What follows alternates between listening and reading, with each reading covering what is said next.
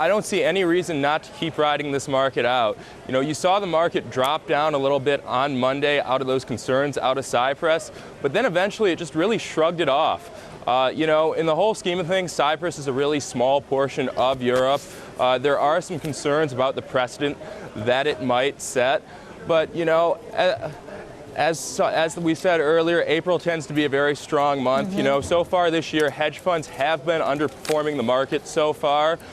So, you know, I think you might start to see some of that money come in to the long side here beginning next week, because I don't think anybody wants to be left off as we move up further next quarter. Okay, Chris, you think we actually are going to make it all the way to 1,600 by year end? Yeah, I think 1,600 is the number to think about. But if earnings come in a little bit above, tracking second quarter better than first quarter, a little bit above 108, we think they will. As a matter of fact, we think GDP growth is going to be better than expected, not the 2.5 to 2 that everyone expects, closer to 3, moving that 108 number closer to 110. And if you have a 15 multiple, 16 multiple on that, that pushes you above 1,600. But the real key is not this year. We're going to get into the summer. We're going to start talking about the close of 2014, somewhere there. And that's more like 1725, 1750, because earnings should go to 114.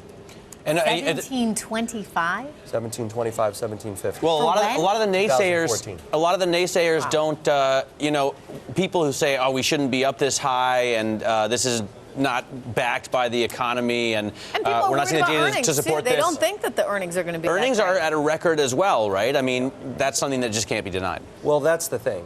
You invest in the private sector, not in the government sector. The private sector is very healthy. They could be healthier.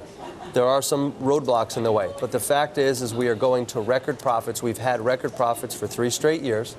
Our first all-time high was in March of 2000. The earnings number was 59. The second all-time high was October 9, 2007. The earnings number was somewhere in the mid-90s. We're now at 108. We're at the same price level, so the multiples come down. And we still have a very herd and a very large amount of money earning 0% somewhere. If we were at higher multiples, I'd be concerned. As we get higher multiples down the road and profits start to roll over and come down, that's when you go underweight equities. We're not there. Mr. Voorheis, does this make sense to you? Yes, it does. You know, I think this next quarter, not to sound redundant, but I think it's going to be very telling. We're going to see how some of the laggard components, you know, such as basic materials perform, which will give us a better picture of what's going on in terms of the global growth story. I mean, just this week, we did see that, you know, fourth quarter GDP, it was revised upwards. And, you know, now the forecasts here for Q1 are on the rise. So, I mean, I think this points to an improving economic picture, just in a broad sense. So, you know, if we see earnings continue to meet and exceed expectations here, I think we will see, you know, see some of those numbers. I get someone else joining us right here with the conversation. Chris Gersch from the floor there at the CME as well.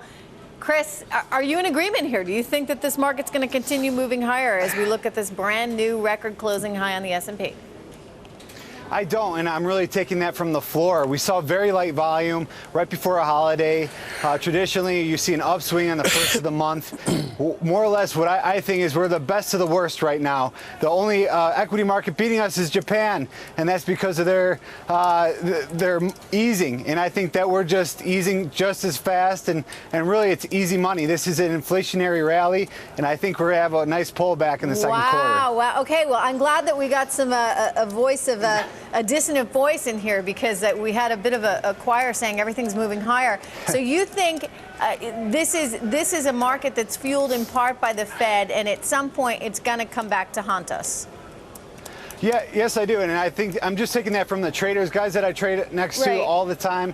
And they're just more or less, they're ready for that fallout. They're ready to hit that bid and really, you know, short sell this market. So the very light volume at this record high, it's a triple top.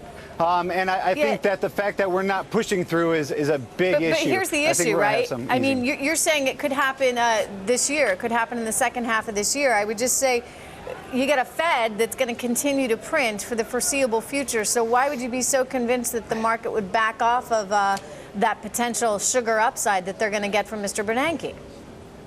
Well, I think you hit it on the head. Everyone's on a sugar high right now, and when all the sentiment just 2 months ago, all the sentiment was bearish. We were due for that pullback. People said February wasn't enough, and now that everyone is leaning on that, we're just going to continue to go higher.